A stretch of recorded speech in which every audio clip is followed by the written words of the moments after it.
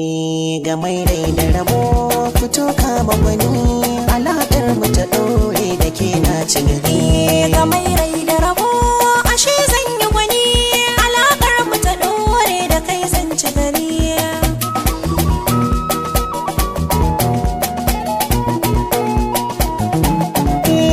So in yi mamaya ashe bai da gwani ya sani a tambayar da wazi yi da ni kalmar baka zambiya ina za ta da ni ki amsa mini na tsaya